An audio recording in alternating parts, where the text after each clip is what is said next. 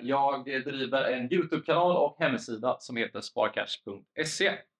Och den startade jag år 2016. Jag blev miljonär som 27-åring. Det är en sån där titel som tidningar och allt annat älskar att flagga med. Sen går ju det upp och ner som ni förstår. Liksom, börsen svänger ju en hel del. Men min kanal i alla fall, den har 43 500 prenumeranter. 1000 visningar ungefär varje dag. Totalt sett över 3,3 miljoner visningar på kanalen. Och jag har ungefär 500 till 1000 visningar på min hemsida, sparcash.se varje dag.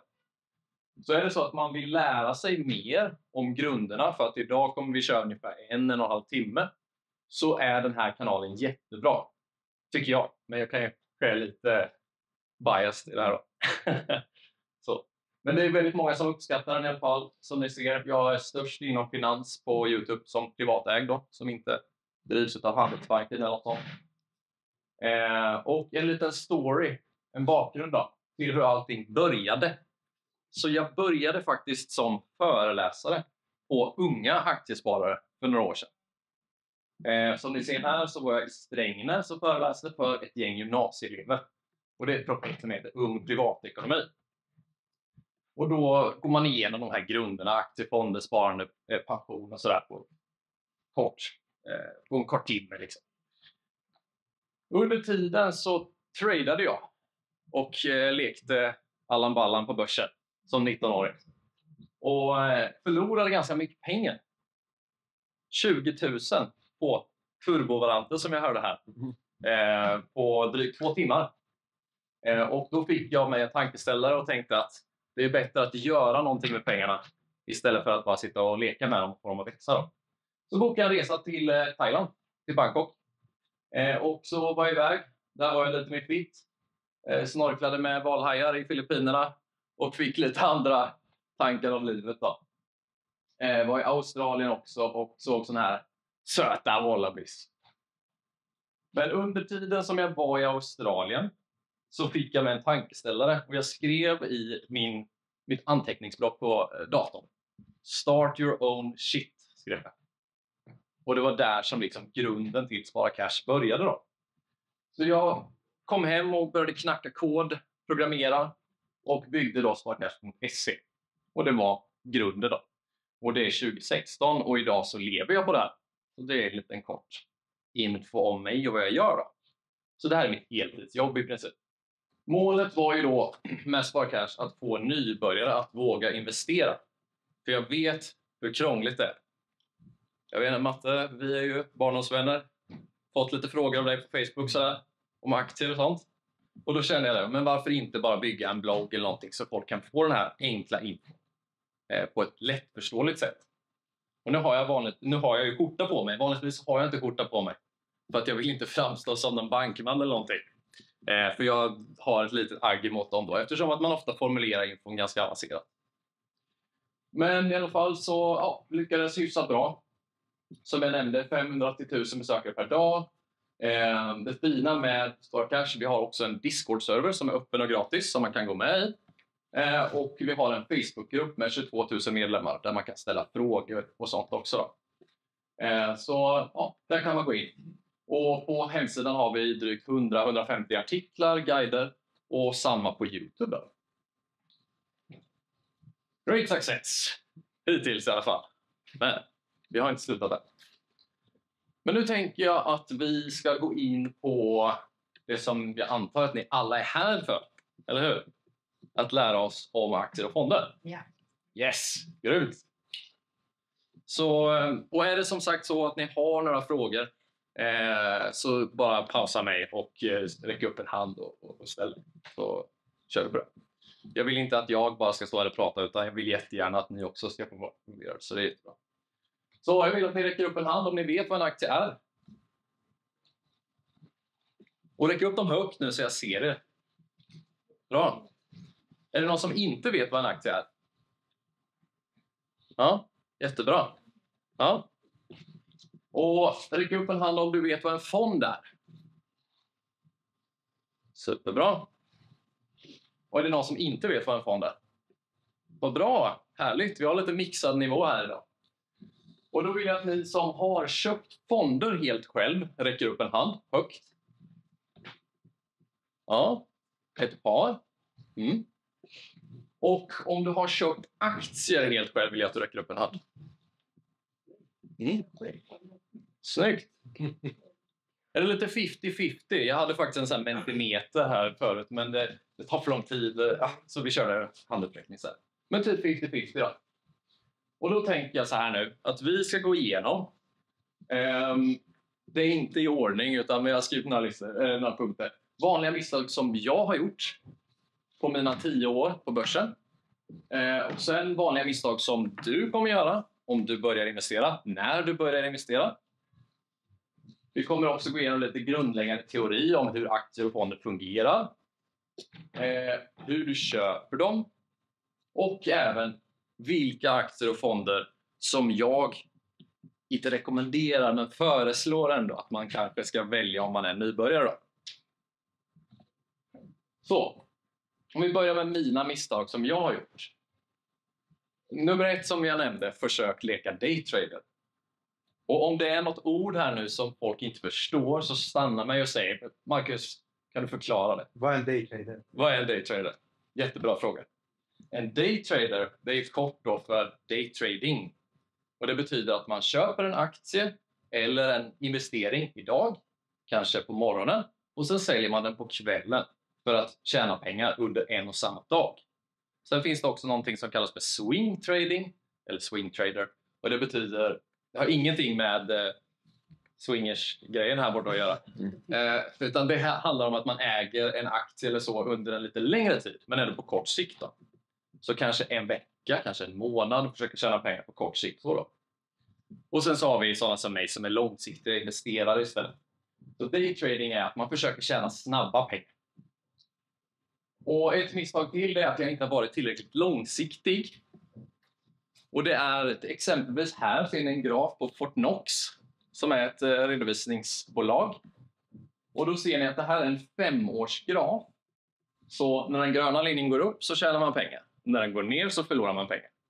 Eller det ökar eller sjunker i värde då. Och jag ägde den i kanske 2-3 månader. Hade jag istället hållit den i 5 år så kanske jag hade 5-dubblat mina pengar istället. För att tjäna kanske 10% på den så hade jag kunnat göra 600%. Det är ett exempel på att det inte varit långsiktigt. Missat att ta hem vinster och ignorera för höga värderingar. Och det kommer en bild på det som är Sinch. Jag vet inte, har man sett min YouTube-kanal då har man sett en del videos om företaget Sinch då. Där de blåa plupparna är när jag köper och de röda plupparna är när jag säljer. Kan någon förklara vad felet är med den här bilden? Eller vad jag har gjort för fel där? Vad? Den är importerad. Du köper när det är dyrt. Exakt. Så det jag gjorde här, det var att jag köpte faktiskt ganska bra i början där. Men problemet är att jag fortsatte att köpa när det föll. Men det är omöjligt att veta om jag skulle kroppa den här bilden tills vi är på toppen. Då hade alla sagt, vilken fin aktie. Men det är ingen som vet hur det kommer gå i framtiden. Så det jag inte tänkte på, det var värderingen av det här företaget. Det var ganska dyrt, det var högt värderat. Och det här är nästan en hel föreläsning i sig om hur man vet att det är högt eller lågt värderat. Jag kan försöka att vi hinner med det lite i slutet. Men det var ju problemet då. Och sen när det föll så sålde jag av den igen. Och misstag som ni kommer göra ifall ni börjar nu investera. När ni börjar investera. Ni kommer göra misstag. Att man försöker att jaga snabba pengar. Som jag sa. Man går in. Och så känner man 5%. Yes, ja, men jag tar hem vinst eller. Sälja av i panik när någonting faller. Det är också vanligt. När det störtdyker 5-10% så är det inte säkert att det är motiverat att det ska göra det. Utan det kanske bara är att det blev ett krig någonstans i Europa. Och det betyder ju inte kanske att företaget går sämre för det. Så ibland så kan det vara bra att ha lite is i magen. Den här punkten, köpa aktier som man inte förstår sig på. Är det någon som kan svara på vad det menas? Nej, kör. Ja. Att man får produkten. Jättebra. Eller svårt att värdera och svårt att förstå helheten i framtiden. Exakt. Att man inte förstår produkten. Vi kommer komma in på det här vad aktier är för någonting. Men kort och gott så är det ett företag. Och när man köper aktier så är det ju bra att man vet vad företaget gör för någonting. Om jag köper aktier i Holmen för att jag har sett det här i stan, vet jag ens vad de faktiskt gör? Ja, det är något med papper och sådär, men skog och lite så. Ja, ibland så räcker det. Men ibland kanske man ska grotta in sig och faktiskt förstå vad är det de tjänar pengar på. Så det är viktigt att köpa aktier som man förstår sig på. Ett vanligt misstag till är att man blir girig när någonting går upp fast man inte förstår varför. Som ni såg i mitt fall där med aktien Sinch. Jag köpte mer så fort det gick ner. Köpte mer och tänkte det här är bara en dipp. Det kommer vända upp snart. Det gjorde det inte.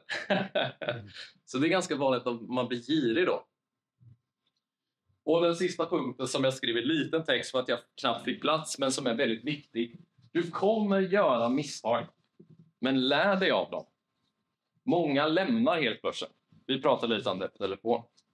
Att många som kanske går in på börsen, investerar lite, förlorar mycket pengar. De tänker, det är ett kasino, skitsamma, jag kommer aldrig vara där igen. Och sen kommer de förlora alla potentiella uppgångar i framtiden. Och sen kanske man sparar på ett sparkonto till sitt barn i 40 år och missar 500% uppgång på börsen. Så det är väldigt vanligt. Några tankar spontant där? Någon som har någonting mer att tillägga som de har varit med om som misstag kanske? Jag har varit med om 2 saker som vi pratade om. Innan corona kom ut så hade jag ganska mycket pengar på börsen. Ja. Och det sjönk ju. Det var många års inarbetade kronor som sjönk. Ja. Men sen så gick det upp igen. Och då valde jag att sälja skiten och aldrig någonsin sätta min fot på börsen igen. Ja. Jag gjorde det. Nu lägger jag dem på långsiktiga fonder istället. Men jag la min privata pension på någonting som jag kanske inte skulle gjort. Och jag är ingen sån som går in på Avanza och tittar varje dag. Nej. Jag kanske tittar en gång varje halvår. Men jag hade en diskussion med en kompis. Och jag bara, men du vet, jag sparar det här. Men jag kan gå in och visa hur det går. Och då hade de gått i konkurs. Så det var ju min passion liksom. Ja, det suger ju. Ja. Shit. Men Var det privata pensionssparet? ja, exakt. Alltså jag hade lagt in 500 000 kronor varje månad liksom. Ja, 500 till 1000, inte 500 000. Ja, Jag vet jag. Nej, men man gör inte det.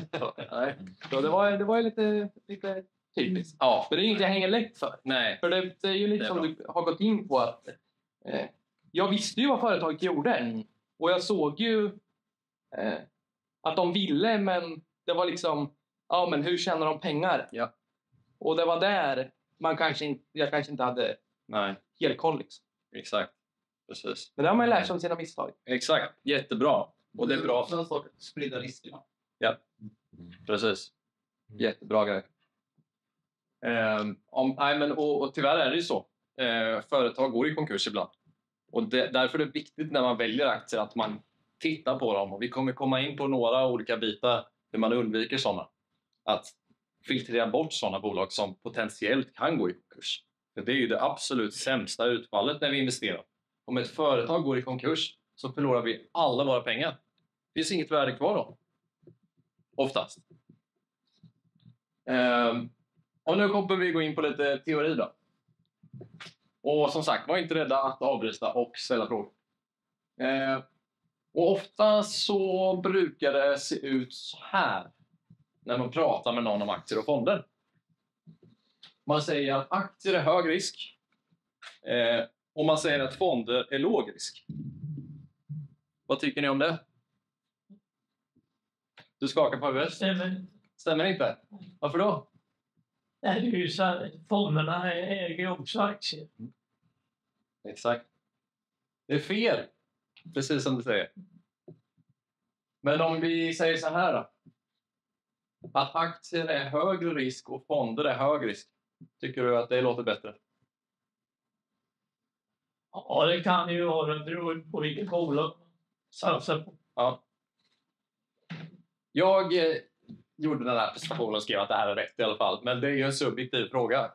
Men jag skulle ändå säga det att aktier, det är många som letar efter stabila aktier eller trygga aktier och sånt. Det finns trygga bolag. Men man måste ändå tänka på att som en investering så är aktier alltid hög risk. Och nästan alltid högre risk än vad fonder är. Men båda är ändå hög risk. För du stoppar in dina pengar och de kommer svänga i värde. Så. Sen beror det på hur man definierar risk och jada. Men enkelt förklarat. Högre risk i aktier, hög risk i fonder. Och vad är då skillnaden mellan aktier och fonder? Nu ska vi se ifall. Tänkte jag visa här eftersom alla har inte sett mig innan. Så ska jag se ifall jag kan outsourca det här till mig själv. Och den största skillnaden mellan aktier och fonder, det är att när du köper aktier så äger du indirekt en del av ett företag. Och om du istället köper en fond, men då är det ju så att du får en del av ett gäng olika aktier. Upp till 20-50 olika företag kanske du får ifall det är så att du investerar i en fond. Och den största. Så där kan det se ut. Ett litet kort klipp ifrån min YouTube-kanal. Ganska gammal video som ni ser. Jag hade inga glasögon på mig. Men nu är ju också det här exemplet ganska roligt. Jag vet inte om någon ser ett fel här på den vänstra sidan. ICA, hörde jag. De finns inte där. Exakt. Det är fortfarande aktier i... Det är ju ett aktiebolag. Men du kan inte köpa dem över börsen längre. För de blir uppköpta eller utköpta ifrån börsen. Men praktiken är så här. Köper du aktier så köper du en aktie eller ett företag. När du köper en fond så med de traditionella reglerna i Sverige så får du minst 16 företag på en fond. Och det är därför jag säger det att fonder är hög risk. Men det är inte lika hög risk som att köpa en aktie. Och det var där som, jag tror det var du som sa det, att sprida risken då.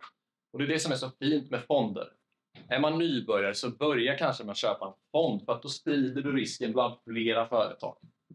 Så det är bra att börja med en. Så slipper man tänka på det att man måste själv köpa 10-20 aktier. Och när man ska välja mellan de här så brukar jag säga så här. Vill du lägga ner tid på ditt sparande, ja eller nej? Vad säger ni? Vill ni lägga ner tid på ert sparande? Nej? Du skakar lite. Du? Ja. Och nu? Nej? Ja. Ja. Så ja, då skulle jag väl säga aktier, att man kan köpa aktier. Men om man inte har lust med det, välj då fonder kanske. Och har du ett intresse för specifika företag, ja men välj då aktier kanske. Om du är liksom, jag menar, Spotify, de kommer ju gå bra. Ja men kanske köp lite aktier i dem. Men om du inte köper fonder. Och den sista här, är du okej med att dina pengar svänger upp och ner väldigt mycket? Välkommen. Om man då säger ja där, ja då kanske man kan luta sig lite mot att köpa aktier. Men om man inte är så bekväm med det så ska man nog hålla sig till fonder. För jag tror att de flesta kommer förstå det när jag visar den här bilden. Den är tagen idag. Och det här är ett företag som heter Hexatronic. Är det någon som känner igen det företaget? Ja. Är det någon som äger aktier i Hexatronic? Inte längre. Vad sålde du idag? Nej, några månader. Ja, samma här. Ja, jag lider med er som äger aktier i Hexatronic. Idag föll vi 32 eller mer procent. Och det är sånt här som kan hända när man äger enskilda aktier. För jag har också ägt Hexatronic. Och gick ifrån att ha gjort en megavinst till att gå ur, jag tror att jag gjorde någon tusenlapp vinst, men från att ha legat kanske 200 000 plus i Hexatronic ner till kanske 20 000 plus. Eller mindre, jag kommer inte ihåg, jag har förträngt det. Så och det är så här när man köper aktier, det kan vara så.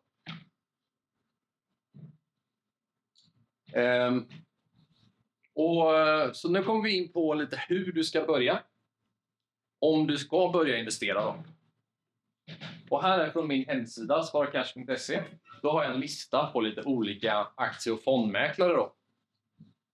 Och nu tänkte jag att jag bara lite snabbt går igenom dem. Så har man en telefon med QR-kodskanner så kan man scanna och komma direkt dit. Så man har dem liggandes i telefonen. För att ni som är här, jag vill att alla här inne ska börja investera. Så se till att scanna de här och lägg dem i webbläsaren så ni har dem där. Och sen så efter den här föreläsningen sätter vi oss och chattar lite där ute. Och sen så öppnar ni konton så att ni kommer igång med det. Så ni inte går härifrån och bara tänker, vad ska jag göra för någonting? Det är idag vi börjar. The best day to invest was yesterday. But the second best day to invest is today. All right. Avanza är det som jag använder mest. Så skannar ni den QR-koden så kommer ni direkt dit. Det är gratis att spara i aktier och fonder upp till 50 000 i samlat sparande. Då får ni avgifterna tillbaks. När ni har nått 50 000, då börjar det kosta avgifter. Och de har störst utbud av fonder och aktier i Sverige av de nischade mäklarna. Enklast att använda tycker jag. Jag använder mest det. Och du får ränta på ISK. Ska man... Skit i det. Det är oviktigt. Ränta på sparkonto kan man få upp till 3,7%. Är det någon som känner igen Avanza? Ja. Ja. De flesta? Och så jag kommer gå igenom typ 5 stycken olika här nu då. Och jag ser att vi har en som antecknar fysiskt, vilket jag gillar. Så är jag för snabb här nu så säg till mig att stanna bara. Okay? Så nästa har vi Nordnet som är en större spelare i Skandinavien. Och även här så har de upp till 50 000 i samlat sparande. Det betyder att du kan börja på Avanza och sen när du har nått 50 000 så kan du gå över till Nordnet. Så du kan spara 100 000 utan avgifter. Helt fantastiskt. Perfekt. Och de har även engelskt språk i appen. Så om man inte är så bra på svenska så är den här bättre än Avanzas app. Faktiskt. Om man föredrar engelska då. Ränta på sparkonto även där 3,6. Så Avanza är lite bättre där. Sen har vi en nykomling. Jag vet inte, jag glömde fråga där. Hur många känner igen Nordnet? Ja, inte lika många. Det bevisar att Avanza har ett starkt varumärke. Och mina aktier där gör sig bra. Ja, det är bra. Men Nordnet har också bra potential. Levler då? Hur många känner igen det? En. Ingen annan. Idag fick jag höra om det. Fick du höra om dem idag? Ja, av David. Men Levler är lite som ett avancerat Nordnet fast ännu mindre. Ägs av Söderberg och Partners. Och de erbjuder att gratis köpa aktier obegränsat. Hör ni här nu? Så ni kan köpa aktier helt avgiftsfritt. Liksom tills miljarden liksom. Fram till 2025. Så det är skitbra. Enkelt att använda. 25% rabatt på fondavgifter jämfört med Avanza Nordnet. Så den fondavgift ni får hos storbanken och hos Avanza Nordnet rabatterar de med 25% oftast. Jag tror det är faktiskt. Och de har också lite högre ränta på ISK. Den här, för den som gillar att handla kläder, så ska man använda sig av Levler. För Levler ser ut typ som att man är på Zalando eller något sådär. Så de har lite enklare användargränssnitt då. Är det lätt att byta bank? Om man vill byta från Avanza till Levler exempelvis? Är det lätt att byta över kapital? Jättebra fråga. Jag skulle säga både ja och nej. Om du kör på ett investeringssparkonto, då kan du flytta hela investeringssparkontot till banken. Men så har du en kapitalförsäkring så kan du inte flytta den från bank till bank. Så om du vill kunna flytta från bank till bank så kör ett investeringssparkonto. Men jag tycker att det suger lite för att ofta så kan det ta en månad att flytta hela kontot. Och om inte investeringarna finns där. Om till exempel Levler har lite begränsat utbud på aktier, de har inte utländska aktier än. Då så kan det vara så att då måste du sälja dem. Då får du inte med dem till andra banker. Så det kan vara lite surt. Kan det också vara inköpsinformation som man tappar? Så har jag haft det. Just det. Man tappar bort vad man har köpt in det på. Ja, men det stämmer. Så får man mata in det manuellt. Det stämmer. Så om det är så att du har så här att du köpte dina aktier i Telia eller Holmen till 100 kronor och så nu står de i 300 kronor så kanske det inte följer med. Ja, så Men på Avanza och Nordnet så kan du ändra det. Ja. Så då kan du lägga in det. Var det en fråga? Ja, jag tänker det är flera appar. Kan man hitta alla aktier och fonder på alla olika? Jättebra fråga. Om de har samma utbud då? Ja. Mm. Den här är lite begränsad i dagsläget för den är ganska nystartad. Men om du vill få tag i typ alla så är det ju Avanza Nordnet. Men det finns då, om du kanske vill handla aktier i Polen eller kanske i Storbritannien eller så kan det vara lite begränsat. Men ofta så har du amerikanska, svenska, norska, danska, tyska och Avanza och Nordnet. Sen är det de andra som är lite begränsade då. Men Saver gick vi in på. Och Saver är en plattform bara för fonder i dagsläget. De erbjuder rabatt på fondavgifterna som Levler då. Fast de har inte den här fasta 25%. Det är enkelt att använda och dessutom...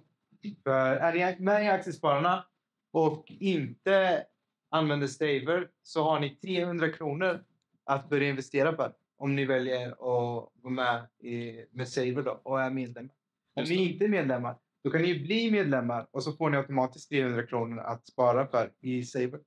Just det. Så, precis. mer information på medlemssidan, Aktiespararna. Ja, de kan snacka med dig sen efteråt. Ja, vi kan prata med Kan du dig. hjälpa? Så Saver är bra och där får ni 300 spänn med Aktiespararna-medlemskapet då. Och så tror jag också de har en sån här funktion med så när man bjuder in vänner så får man 100 spänn. Ja. Så eftersom jag har ju ett Instagram-konto så nu har de tyvärr begränsat det. Back in the days då tror jag fick in 5000 eller någonting. Så man kan bjuda in vänner då, få 100 kronor och så går det rakt in på investeringssparkontot. Skitsmart. Och de kommer lansera aktiehandel framöver också. Kommer de göra. Så jag vet att de håller på att bygga där. Och jag tror att de också betalar, så känner ni någon programmerare som är duktig så mejla dem. För jag tror de betalar typ 20 000 om de hittar en programmerare. Mm. Ja, jag såg någon mejl som kom. Ja, exakt. Så det är smart. Gratis cash, det är gött. Det är lite billigare att spara i fonder här uppe, Saver, för de tar en plattformsavgift Ja, precis. istället för den avgiften som Precis. Avanza Nordnet. Ja, exakt. Så Levler till exempel, de tror jag har... Nu ska vi se nu. Där. Levler har väl en fast 25% rabatt tror jag. Medan Saver är lite så här, den får du 5% på och den får du 25% på. Men man kan alltid jämföra vart det är billigast också. Ifall man skulle vilja köpa en fond så kan man kolla vad kostar det på Avanza och vad kostar det på Saver och sen utefter där för ett beslut. Precis. Saver har vi där. Och sen har vi en till, sista. Aktieinvest. Och den här är lite rolig för den ägdes ju av Aktiespararna för ett tag sedan. Och där är det även där gratis att köpa aktier fast upp till 60 000 istället för 50.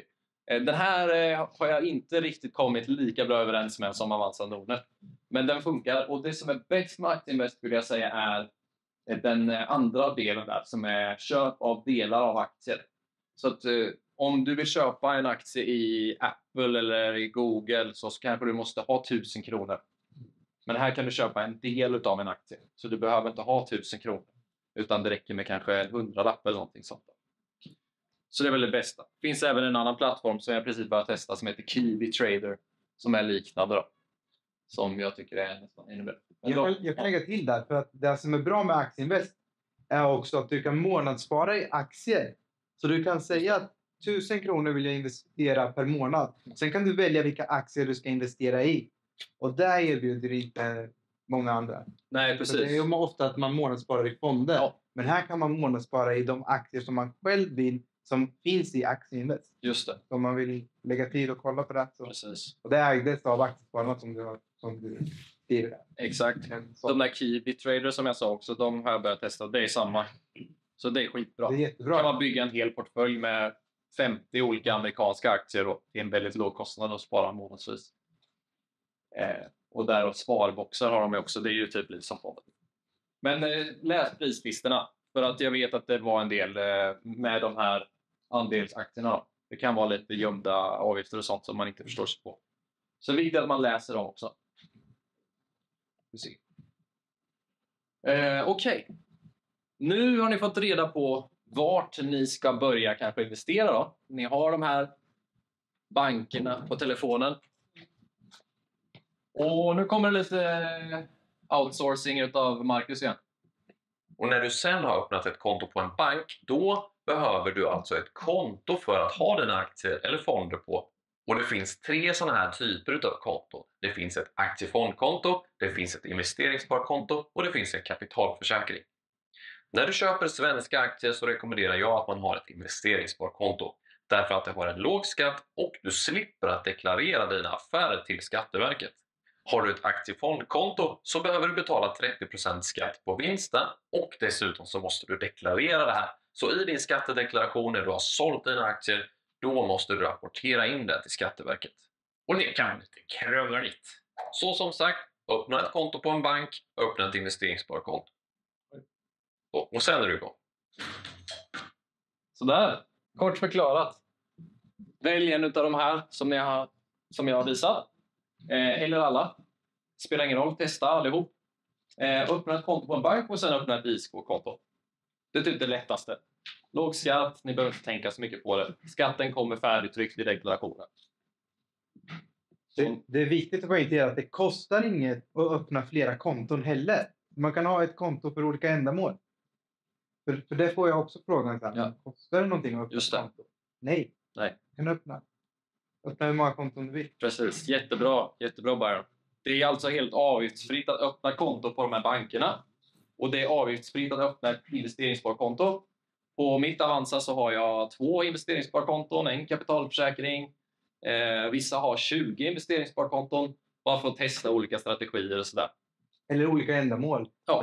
Det här är ett sparkonto till barn, till resan, till bilen. Det beror på vad man är för person. Exakt. Man tycker om att Precis. ha ordning och shit. Precis. Ja, så... Okej. Så investeringssparkonto, låg skatt, slippa deklarera. Aktiefondkonto, jag kanske ska säga det innan med. När ni öppnar kontot först, släng inte in 100 000 på ett investeringssparkonto och sen gör ingenting. För då måste ni betala skatt på dem. För varje krona ni sätter in på investeringssparkontot höjer skatten som kommer sen i deklarationen. Så först, sätt in pengar på ett sånt här vanligt aktiefondkonto. Det blir lite komplicerat kanske. Och sen därifrån när ni vet, jag ska köpa de här fonderna för 1000 kronor. Då kan ni föra över pengarna till investeringssparkontot och köpa dem där. Om ni inte har ett månatligt rullande fond som dras i ISK. Så som sköter det per automatik. Ja, exakt. Krångligt? Ja. Ta det igen då. Okej. Låt säga att vi har Avanza här uppe. Ni ser min muspekare. Så sätter ni in pengar. Och då gör ni det på aktiefondkontot. Sen har ni även ett ISK-konto. Och ni kan ha en kapitalförsäkring. Men så fort ni sätter pengar därifrån in hit. Så kommer skatten att höjas för det. Då kommer ni behöva betala skatt på det. Så pengar som ligger på ett investeringssparkonto. De vill ni gärna ha investerade. För annars så betalar ni skatt i onödan. Comprende? Bra. Så, ja. Och sen så... Ha inte oinvesterade pengar i Nej. investeringssparkonto. Exakt. Och sen när ni sätter in pengar här också. Så skatten baseras på ett år. Utan att göra det för komplicerat. Så sätt inte in pengar och sen ta ut dem. Och sen sätt in pengar och ta ut dem som ett lönekonto. Utan pengar ni sätter på investeringssparkontot. Låt dem stanna där och vara investerade. Men för att vi ska hinna med allting så tänker jag att vi går vidare till investeringarna. Det är det ni är här för att tjäna pengar, eller hur? Så.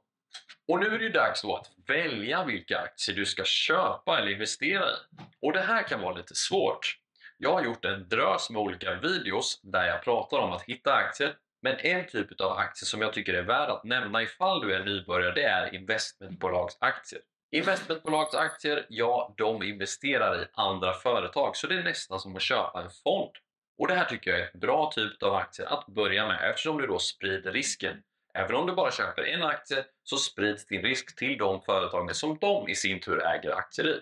Och exempel på investmentbolag är Investor, Industrivärden, Lundbergs, Creades, Svolder.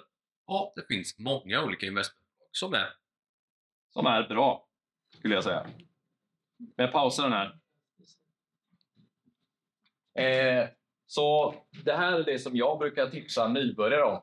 När man inte vet vilka aktier man ska köpa, börja med investmentbolagen. Och det jag visar här, det här är investmentbolaget. För att vara lite tydlig, Investor är ett företag som äger aktier i Atlas Copco, ABB, AstraZeneca, SEB. Hänger ni med på hur det funkar? Ja. Så det är därför jag sa det, att det är lite som att köpa en fond. För att de i sin tur äger fler aktier. Så ni slipper att göra det själva. Industrivärden, Volvo, Sandvik, Handelsbanken, Essity. Känner ni igen några av de här företagen? Lundbergs. Är det någon som känner igen Lundbergs härifrån stan? Ja. Indutrade, Holmen, Lundbergs fastigheter och massa andra, huvudstaden och så vidare. Creades har vi lite mer teknikinriktat. De är ju grundare till Avanza. Sticker App, om man beställer klistermärken på nätet, googlar man köpa klistermärken eller så kommer man definitivt se den här hemsidan. Apotea, kanske de flesta här inne känner igen. Instabox, eller som heter Instabi nu tror jag, va? Svolder, Bay Group, Troax, New Wave Group. Om man håller på, är det Bayern, så har man säkert sett att det står Craft, alltså Hammarby, på deras tröjor. De ägs av New Wave då, eller det är ett varumärke. Så som ni ser så är det ändå en hel del varumärken som man kanske har sett någon gång. Och varför ska man då chansa och köpa något sånt här cancerbolag som någon gammal gubbe på Facebook tipsar om? Där du istället kan lita på de här stora företagen som har gjort väldigt bra historisk avkastning istället. Som nybörjare. Bra tips, tycker jag. Kan jag lägga till? Också, när man kollar på investmentbolag så kan man ju ta del av bolag som man själv inte kan köpa på börsen. Så kallade onoterade bolag. Så det är också en jättestor fördel. Ja, exakt. Vad har vi där då? Spiltan? Apotea, kan man köpa dem nu? Nej. Nej. Exakt. Apotea är ju för Creades Apotea var det så. Precis, så det ni med ett investmentbolag, så som ni ser här, Atlas Copco, ABB, SEB, AstraZeneca, alla de kan man köpa på börsen. Det vill säga när ni går in på Avanza och letar upp företag, då kan ni hitta dem. Men istället för att köpa dem en och en så kan ni köpa Investor, så får ni alla dem i ett paket. Men till exempel Apotea, Instabox eller Instabi, de kan man inte köpa aktier i. Eller typ mitt Spara Cash AB. De finns inte på börsen. För att jag är ett privat företag. Litet skitbolag. Men de här fina, de kan man då få genom att köpa till exempel Creades. Då kan man liksom rida på vågen att det går bra för dem då. Och så. Sen var du på väg att säga Spiltans aktier. För man kan ju köpa flera av de här investmentbolagen. Om man köper Spiltans aktiefond. Yes. Då får man del av, då köper man flera av de här. Jättebra fond, jag kommer att visa. Jag säger också att investmentbolagen har ju lägre avgifter än av fonderna. Yes, jättebra. Det är en stor vits. Exakt. Så man kan ju köpa en fond som heter Spiltan investmentbolag och få typ alla de här. Men då kostar det ju en avgift varje år att äga den fonden. Så det är billigare att istället köpa de här investmentbolagen och göra som en egen fond. Okej, en sista då. Det som är så bra med investmentbolag, det är ju att det finns ju kompetens där. Så de går in i styrelsen för bolagen och hjälper dem med deras kompetens. Så att om man har någon från Investor så kan de ju komma och styra och hjälpa till. Så att bolagen går framåt. Medan fonder kan ju vara mer passiva och bara äga bolagen. Så det är därför är de som du sa då, de har lyckats historiskt tack vare sin kompetens. Ja. Därför kanske man kan räkna med att de fortsätter göra det. Ja, precis. De går in och aktivt hjälper företag. Så okej, när ni ska välja aktier då, som jag sa först där, börja med investmentbolag. Eller ni behöver inte ens välja aktier först. Ni kan börja med fonder. Men sen då, jag tror att det är viktigare att fokusera i början på vilka företag ska jag undvika snarare än vilka ska jag välja. För fokuserar man på vilka jag ska välja, då väljer du ofta de företagen som går bäst just nu. Men som kanske inte går bäst på lång sikt. Right? I princip allt som innehåller biotech, varma och så vidare. Är det någon som har ägt något sånt? Bone support. Den har ju gått bra. Den har ju gått bra. Men det är också ett sånt exempel på där man kanske köper det fast man inte vet riktigt exakt vad det är de gör. Och därför brukar jag säga det som kort bara. Undvik sådana företag som ska forska och rädda världen genom någon cancergrej, innovation. De behöver ofta ta in väldigt mycket pengar och de bränner pengar väldigt fort. Vilket betyder att värdet på dina aktier går från här ner hit.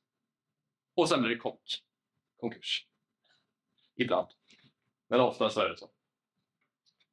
Se till att företaget går med vinst. Jätteviktigt. Det är nog det viktigaste jag skulle säga. Viktigt att kolla upp det. Och det kan man göra genom att gå in på allabolag.se. Och så kan man se att staplarna är gröna och inte röda. Ett enkelt hack. Jag kommer också visa det sen på Avanza när jag hinner färdigt den här presentationen. Det är snart klart. Och sista grejen. Köp inte sånt som rekommenderas i Facebookgrupper. Det är så vanligt. Man går in, det är så många som går in i min Facebookgrupp och skriver vad ska jag köpa? Men hur kan vi jämföra det då? Det är typ som vad... Jag vet inte. Vad har vi någon bra jämförelse? Nej, jag kommer inte på det. Trisslott. Va? Trisslott. Ja, men trisslott, exakt. Eller liksom... Jag tänker bara de som skriver sånt är ju också ute efter att tjäna pengar själva. Ja, men exakt. Så att de har ju någonting i baktanken. De på Facebookgrupper som säger köp den här aktien. Det är ju för att de äger den. Ja. För att de vill... Ofta så är det för att de har gått ner så mycket för dem. Att de måste få folk att köpa den så att priset ska gå upp igen. Så de kan komma ur det lite lättare. Och inte förlora så mycket pengar. Det brukar oftast vara så. Eller att de skriver nu kommer raketen eller nu kommer det flyga. Det är bullshit. Alltså. Det är nästan alltid sådana företag som har gått ner 99% som folk skriver sånt om. Jag kan också kanske tillägga att om man är på ett sånt där forum så är det ju förmodligen något så här uppstickarbolag som alla pratar om. Och de är ju förmodligen högrisk så det kan ju flyga eller så kan det falla. Ja. Det är ingen som säger vad ska jag köpa sen drar någonting med något tråkigt och stabilt där. Nej. Investor. Nej, det är ju förmodligen det man ska köpa men det kanske inte är så kul att höra. Liksom. Nej, exakt. Så, man vill ju ha ett klipp kanske när man folk vill ha ryggdunkningar och säga wow. Liksom hoppas på att det här är nästa klipp som jag ska bli miljonär. Nästa GameStop. Ja, nästa GameStop, ja. Och jag såg hur det gick. Det gick inget bra. Nej. Så ska vi se om vi kommer vidare. Köp inte sånt som fallit 99%. Det finns en anledning till varför aktier har gått ner 99%. Och det är inte för att det är billigt. Om ni kollar SAS till exempel. Är det någon som äger SAS-aktier här inne? Tack gode gud för det. Men SAS vd har själv sagt i rapporterna. Och jag tror inte ens han själv äger aktier i SAS. Det kommer inte finnas något aktieägarvärde kvar. Så köp inte det. Och de behöver ta in mer pengar och aktien blir utspädd. Och, men det är samma sak. Man skyfflar in pengar i en brinnande eld. Helt enkelt. Att köpa aktier i SAS just nu. Och de kommer också avnoteras så att pengarna kommer försvinna så småningom. Så det är fortfarande tiotusentals som har aktier i SAS. Så känner ni någon kompis som äger SAS, be dem att sälja dem. För de pengarna kommer försvinna. Annars ändå. Så det är ett exempel. Okej, men lite tips nu då. Lite tips när du köper aktier. Och det här är en bild från Lundbergs. Det är ju ett investmentbolag. Så det är en graf på hur jag har handlat i Lundbergs. Och den gröna linjen, det är alltså aktiekursen. Priset på den går upp och ner. Den gula linjen är snittet på alla företag på börsen. Så att ni förstår skillnaden där. Dela upp dina inköp. Det menas alltså om du har 10 000 kronor som du vill investera. Men släng inte in alla på en gång. Utan här då, som ni ser. Här kanske jag har delat upp 10 000 kronor och köper 1000 kronor nu. 1000 kronor imorgon. 1000 kronor nästa vecka. För som ni ser så går det jättemycket upp och ner. Jag har ingen aning. Ni ser jag köpte på toppen där. Men där borta. Där gjorde jag ett jäkligt bra köp. Men jag har ingen aning. Jag vet inte när den är på topp eller när den är på botten. Så dela upp dem istället. Så att ni inte går all in med 100 000 på en gång när ni har fått det i ett arv. Eller 1000. Så det tycker jag är bra. Den gröna om man kan ta fram hur ska man säga, en bild där man tittar 3 år. Ja, precis. 5 år. Och sen då ser det ut som nu är det väldigt lågt. Ja. 3 år tillbaka. Precis. Vågar man inte satsa mycket pengar? Ja, det är ju det som är en bra fråga. Det är aldrig lätt att svara på den. Det går aldrig att veta vad som är rätt och fel där. Det finns en del som tittar på grafer så här. Och sen har jag säkert sett sådana annonser på Instagram och sånt. Köp min kurs. Jag vet. Den här aktien ska gå upp. Blir rik, tjäna 10 000 på en dag. Jag tjänade 1 miljon igår. Blablabla. Ja, men varför säljer du en kurs då? Ja, det är så bra att veta vilka aktier. Så jag brukar säga, ta det lugnt istället. Och försök liksom inte att titta så här på grafen. Ja, men nu kommer det gå upp. Du vet ju inte det. Utan det viktiga är istället, titta inte på grafen, utan titta på företaget. Och jag vet att det här är lite subjektivt nu, för nu visar jag ju bara en graf. Men vi ser till exempel de här siffrorna här nere. Det här är sånt här som får folk att inte gå in på aktier. För att man tittar sällan på de här P/E-talet och sånt. Börsvärde, vinst per aktie. Tyvärr har vi inte obegränsat med tid idag, så vi hinner inte gå igenom exakt vad de betyder. Men P/E-talet är ett ganska bra mått på företag för att veta om de är dyra eller billiga då. Men tänk på att det här är ett undantag, Lundbergs. För på ett investmentbolag kan du inte kolla på ett P/E-tal på samma sätt. Men om vi skulle ta Nibe som säljer värmepumpar. Det här står ju för hur säger man nu? Hjälp mig, Marcus. Pris, så hur många år det tar att få tillbaka sin investering? Ja, exakt. Hur många års vinster det är värderat till. Så om man skulle säga att det här är ett vanligt företag nu, så säger man att det är 11 års vinster som det kostar att köpa den här aktien. Och är P/E-talet negativt så betyder det att de går förlust. Så om ni ser P/E-tal, ni som antecknar, skriv ner det här. För det här är det viktigaste ni behöver veta. Om P/E-talet är negativt så går företaget med förlust. Och undvik sådana när ni är nybörjare. Jag säger inte köp dem inte, men undvik dem gärna tills ni förstår. Så P/E-tal, då brukar man ofta säga på svenska börsen P10 till 20. Det är en bra värdering, en rimlig värdering. Under P10 då kan man säga att företaget kan vara billigt. Och du vill ju köpa billigt värderade aktier.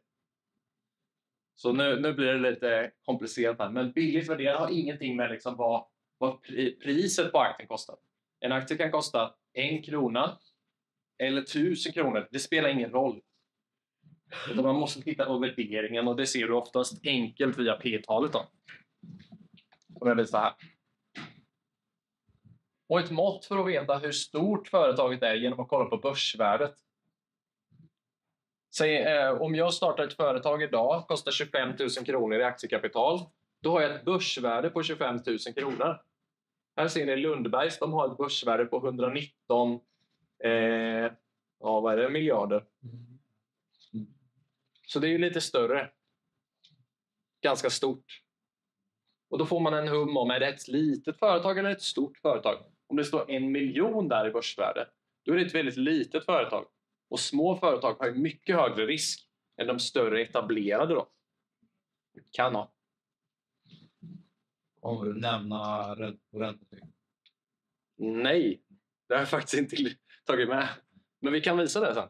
Ja, det vore bra. Det är den här kalkylatorn som man kan köra själv. Intressant i lång tid. Jättebra. Vi kan ta upp det. Vi kan bränna av det här. Så kan vi skita det. Okej, mer tips då. Nu har vi kommit in på värdering. Få inte panik när något kraschar, som jag nämnde innan. Läs på innan du agerar. Det vill säga när Hexatronic faller med 33% som den gjorde idag. Fundera först, varför gör den det? Och sen fundera på, ska jag sälja eller inte? Och sen vara långsiktig, det är det absolut viktigaste. Precis som du sa, ränta på ränta-effekten. När du köper aktier, gör det minst 3 till 5 år framåt. Alltså, när man investerar så tänk då så långt fram. Så att du inte tänker att men efter en vecka ska jag sälja. För desto längre du väntar, desto större är sannolikheten att du faktiskt tjänar pengar. Ska vi se. Inte många slides bara. Och nu kommer vi upp till fonder. En liten snabbis. Det är det sista här nu. Och då visar jag just den här fonden som du pratar om. Spiltan aktiefond investmentbolag. Så vi pratade om investmentbolag förut. Och för att inte göra det för förvirrande med Spiltan så är det här en fond då. Spiltan i sig, företaget, är också ett investmentbolag. Men den här fonden investerar i investmentbolag. Så till exempel här ser ni att jag under 5 års tid varje månad och till och med oftare har köpt i den. Och det tycker jag är skitbra. Det är småspararens bästa vän för alla er här inne som inte har investerat. Börja i fonder. Då kan ni spara till exempel på Avanza 1 krona, kanske 100 kronor per månad i ett fond. Och då sprider ni ut risken i flera andra företag. Men det är inte bara småspararens bästa vän, det är också bankens kassako. Precis som du nämnde. Det är ju fonder som banker tjänar väldigt mycket pengar på. Och det är genom avgifter då. Och det kommer vi in på strax. Men när du sparar i fonder, sätt upp, som du sa Byron, ett automatiskt månadssparande. Så att gå in och välj månadsspara och sen så att det varje månad dras med autogiro. Direkt när lönen kommer 25. 100 kronor i månaden, 200 kronor, 500 kronor, så mycket som du har råd med. För som du sa, med ränta på ränta-effekten över tid så kommer det bli väldigt mycket pengar. Mitt månadssparande ser ut så här. 2000 kronor i månaden i Sverigefonder, globalfonder och småbolagsfonder.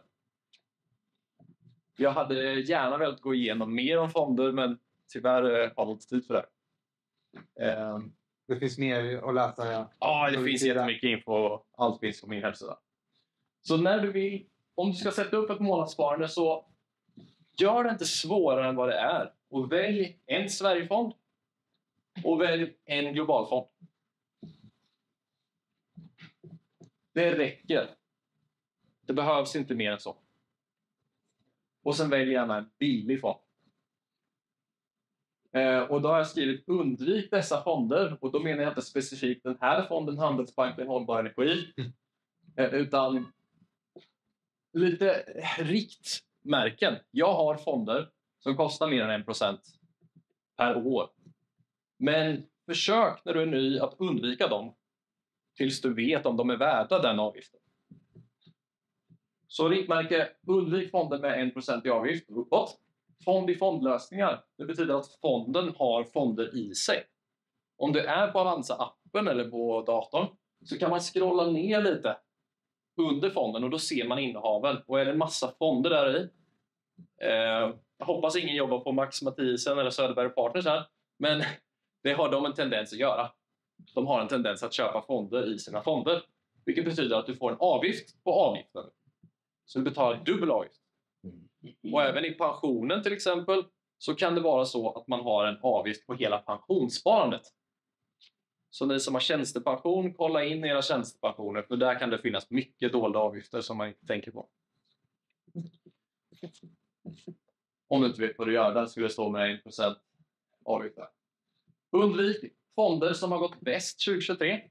Det är ganska vanligt. Jag vet att det är jättemycket trafik på min artikel som heter Bästa fonderna 2023. Det finns en anledning till varför jag döpt den till det, för att folk gillar att klicka på det. Men fonder som har gått bäst i år har ingen garanti för att de kommer vara bäst nästa år. Utan det här är ett exempel på en sån fond som gick bäst, inte i år, men tidigare år. Som ni ser på 5 år har den gått 101%. Men i år så har den backat 20%. Hedgefonder säger jag också att du ska undvika. Det är lite krångligt ord. Och räntefonder om du är långsiktig tycker jag att man ska undvika. Om du sparar på 10-20 års sikt så kommer du inte få så mycket avkastning med räntefonder. Men det beror också på, jag säger inte använd inte räntefonder, men jag själv för mitt långsiktiga sparande undviker det. För jag vill få så mycket avkastning som möjligt. Och det jag menade med den här fonden, nu har jag bytt bild. Varför jag menar att man ska undvika de som har gått bäst. Om ni ser skillnaden på de här två. Så ser ni här nu när jag har tagit ifrån toppen 2022 0810 till idag, så har den alltså backat 30-31%. Men börsen som är det gula ligger i princip plus minus noll. Så om man då hade gått för 2021 eller vad det var när den här gick jättebra och pungat in 100 000 för att den här fonden gick så bra, så hade du idag legat back 30%. Och det är jättevanligt att folk gör så. Man köper den fond som har gått bäst och så tänker man att den kommer fortsätta gå bra och sen så blir det bara pannkaka av. Som när vi köper Tesla eller sådana aktier som också går. Tesla-aktien, ja. Det kan vara en klassiker. Ja.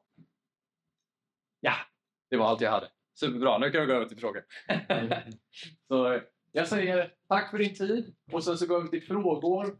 Och om ni vill få länk till min YouTube så är det bara att scanna den här koden. Och har vi tid så kan jag också gå in och kolla min bolagsportfölj på Avanza. Tack!